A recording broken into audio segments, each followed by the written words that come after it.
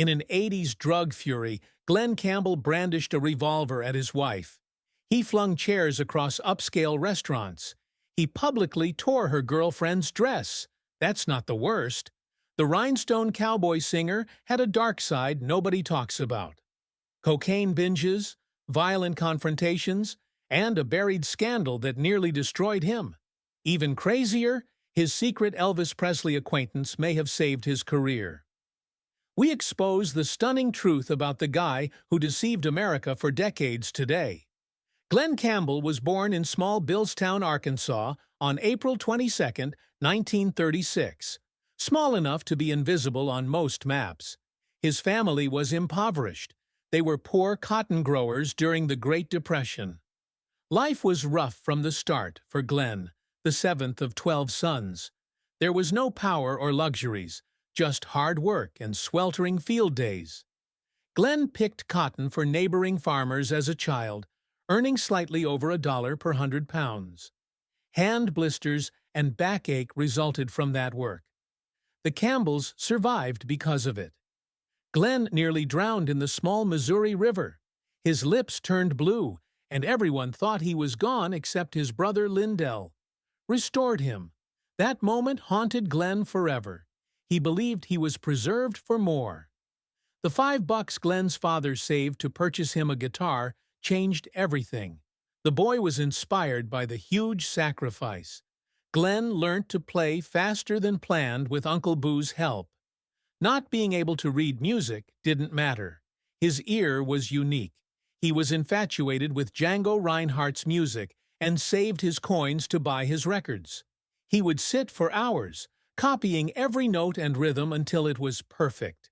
In kindergarten, he discovered something powerful. Girls paid attention while he played guitar. Glen debuted on radio at 14. He performed jazz-influenced country tunes live on KLCN, an Arkansas station. After dropping out of 10th grade, he was done with cotton fields and ready to pursue music full-time. He traveled to Indiana with migrant workers picking tomatoes. It was hard sleeping in barns, solarium labor, and lamplight guitar. But then Uncle Boo contacted and invited him to join his band in Albuquerque. Glen didn't hesitate. Glen had steady engagements and radio spots in Albuquerque. He founded the Western Wranglers. They performed in small bars and honky-tonks throughout New Mexico, Arizona, and Texas almost every night. Glen didn't consider fame. He loved playing. His guitar style stood out, combining jazz, rock, and country. Conversation began. His fame grew. Young Glen took a gamble at 24 in 1960. Without the Wranglers, he drove to Los Angeles with $300 and a dream. He slept on couches and in his car because he had nowhere to stay. The Champs, who made tequila, hired him within a year. The money was small, but it started. He wrote songs and recorded demos at a music publishing company soon after. Glen joined the Wrecking Crew in 1961 after meeting studio musicians at that position. They recorded for everyone. Glen played hundreds of tunes on guitar, banjo, mandolin, and bass. He played almost 500 recordings in 1963. Glen played guitar for Elvis Presley, Dean Martin, Frank Sinatra, and the Beach Boys, but few knew. But fellow musicians saw the magic. Leon Russell deemed him the best guitarist ever. Glen could play a complex piece precisely after hearing it. Instead of written music, use instinct and talent. Glen pleased Frank Sinatra, who was fastidious when he played guitar on Strangers in the Night in 1966. Sinatra offered him a rare nod of encouragement throughout the session, which Glen never forgot. Glen replaced Brian Wilson on Beach Boys tours around the same period. He had to learn tricky bass lines and falsetto harmonies quickly. It was hard, but Glen did it. He also played guitar on their most renowned tracks, notably Fun, Fun, Fun's Beginning. Glen stayed grounded while juggling radio appearances, recording sessions, and live performances. He was aware of his roots. Glen Campbell was 20 in 1956 and searching for his musical identity, moving to Albuquerque to join his uncle's Sandia Mountain Boys band. One night altered everything. He attended a fair to watch Elvis Presley, a burgeoning celebrity. Elvis wasn't a polished idol. He was untamed and fiery. His intensity was electrifying despite his tiny band. Glen was astonished. He subsequently claimed it was like seeing something amazing. Something clicked that night. He was observing music's future, and it left an impression. Later, in 1960, Glen was in L.A. aiming to be a session guitarist. He became a regular at the Crossbow, a small Van Nuys Boulevard club. It was simple, yet celebrities could sit upstairs in privacy. Elvis began visiting there. He watched Glen perform with his close friends and sometimes approached him to remark how impressed he was. The owner's entertainment connections made it a celebrity hangout. Glen now focused on connecting rather than playing music. Elvis became a fan, not simply a faraway idol. Glen's career took off in the mid-60s. Behind the scenes, he was doing something unexpected. He made 18 Elvis-specific demos between 1964 and 1968. Not rough sketches. They were full studio recordings for Elvis to hear and maybe record. Glen could sing like anyone, and he did Elvis for these demos. Glen's manager stated he sung like Johnny Cash. Johnny Mathis, your choice. 12 of those songs were recorded by Elvis, including some for Clam Bake and Spin Out. After years of silence, these demos were released on Sings for the King in 2018. Glen and Elvis sing a digital duet on that record. The modest relationship revealed Elvis's trust in Glen's sound. Even though no one recorded it, enthusiasts still talk about a 1970 event. Glen was debuting at the International Hotel in Las Vegas, where Elvis had already begun his famed run of sold-out shows. Glen, Elvis, and Tom Jones jammed in Elvis's hotel suite one night. Just 3 of them hanging out and playing whatever came to mind. Just music. No cameras or microphones. They played for 2 hours and finished. Nobody captured it, but everyone who heard says it was magical. It may be better that way. It remained pure. Elvis was forming the TCB band during this time. Glen Campbell was a strong lead guitarist candidate. Glen and James Burton were the only candidates. Burton was performing with Ricky Nelson, but Glen had just become famous. Wichita lineman and By the Time I Get to Phoenix gave him his own TV show, followers, and momentum that was impossible to break. Despite loving Elvis, Glen declined. He chose to build his career despite the difficulty. James Burton got the job and shaped Elvis's 1970s live sound. Glen's rejection of that offer became a music history what if. Glen Campbell's stardom didn't start quickly. A gentle ballad called Turnaround Look at Me started it. He recorded it at 24 in 1961. Although it didn't top the U.S. charts, the song scored well in Canada. Capitol Records noticed and signed him in 1962. Big break didn't come immediately away. Glen spent years in a weird place. He was a great session guitarist for world-famous artists. He was hopeless as a solo singer. Capitol Records nearly abandoned him. In 1966, they were ready to release him. A change occurred. Capitol gave him one last chance with Al DeLore, a producer. A risk that paid off. Burning Bridges, their first song, was a little country hit for Glen. Gentle on My Mind was magical. The radio had played the original for Glen. Enjoyed it, recording a demo with musical buddies. DeLore made that demo a master without telling Glen. At release, it didn't top the charts. Though it barely made the top 30, it hit a nerve. It earned Glen 4 Grammys and fresh attention. That song started something larger. At that time, Glen began collaborating with young songwriter Jimmy Webb. A professional composer, Webb wrote vivid, emotional lyrics. Glen was from rural Arkansas, scarcely educated, and self-taught guitar. Something snapped when Glen sung Jimmy's tunes. They had their first huge success, By the Time I Get to Phoenix, with reviewers and audiences. A song about a lonely Midwest telephone guy, Wichita lineman, followed. Nobody anticipated it to become one of the best songs ever, but it did, followed by Galveston.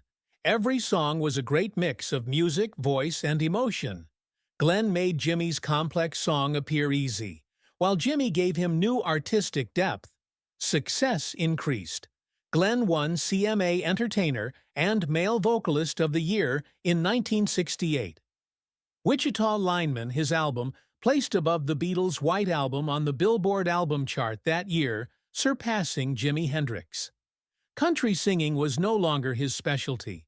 One of music's biggest stars, his crossover appeal was clear. Performing alongside country legends one night, pop stars the next. CBS then called.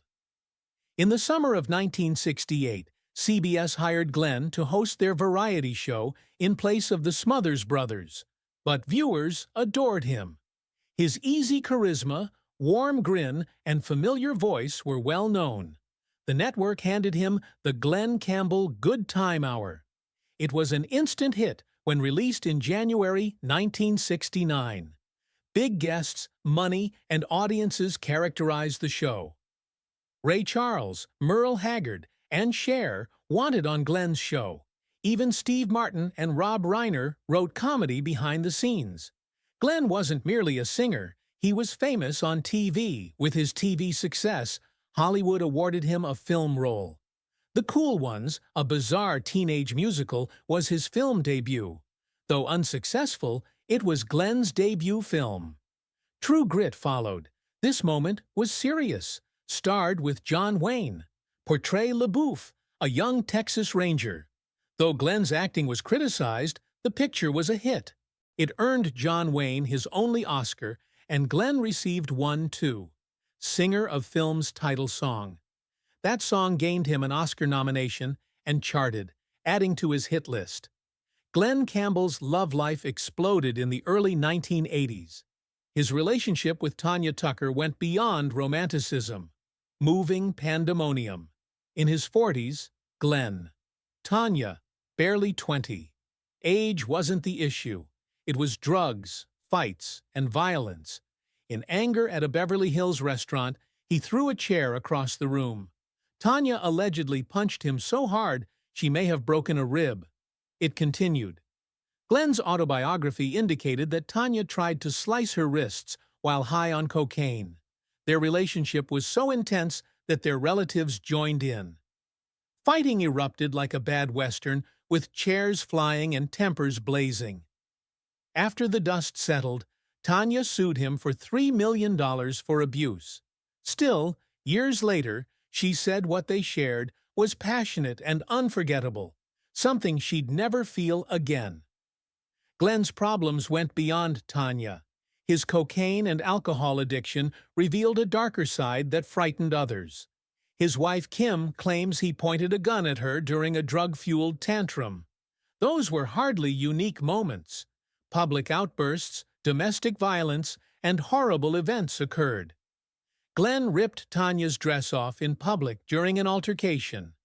He admitted that cocaine made him feel happy and intelligent, but it also made him dangerous. Though he claimed to use less than Tanya, both were spiraling. Years later, in 2003, his past caught up.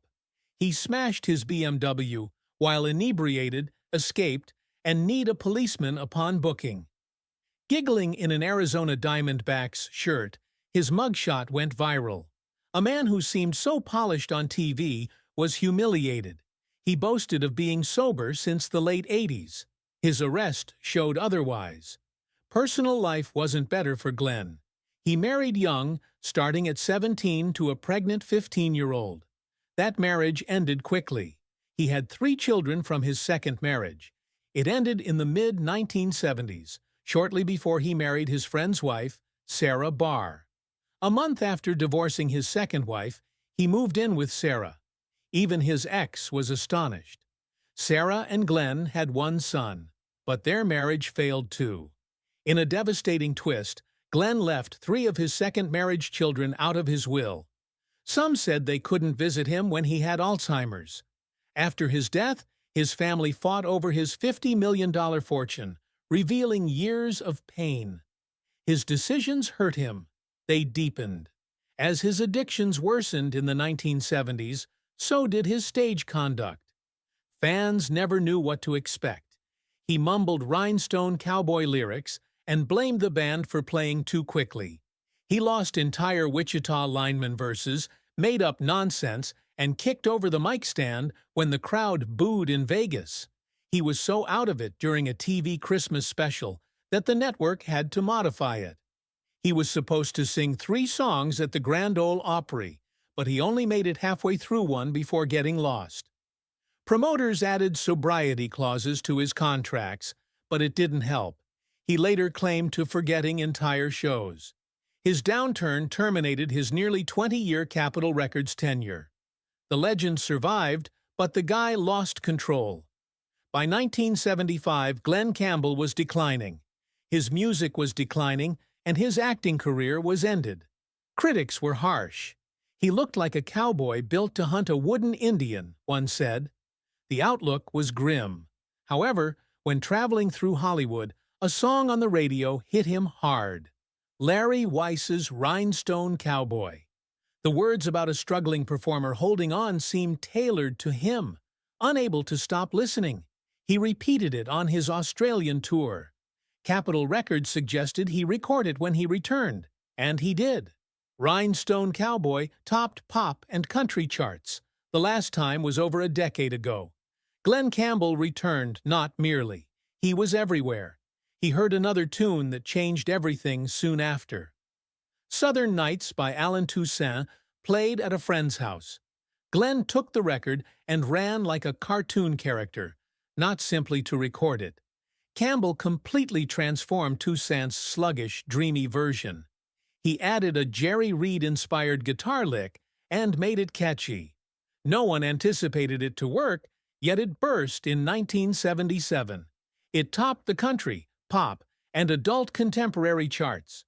Toussaint adored it, even though it sounded nothing like the version wrote. Glen scored another huge triumph. Evidence lightning can strike twice. Las Vegas called when his songs topped charts again. Campbell rapidly became a strip sensation. His shows went beyond music. Full-scale performances with orchestras, costume changes, and showmanship. He earned over $100,000 a week, and people jammed the Hilton and MGM Grand to see him play. Glen was at his best, singing, playing guitar virtuosely, and combining country tunes with smooth pop for international audiences.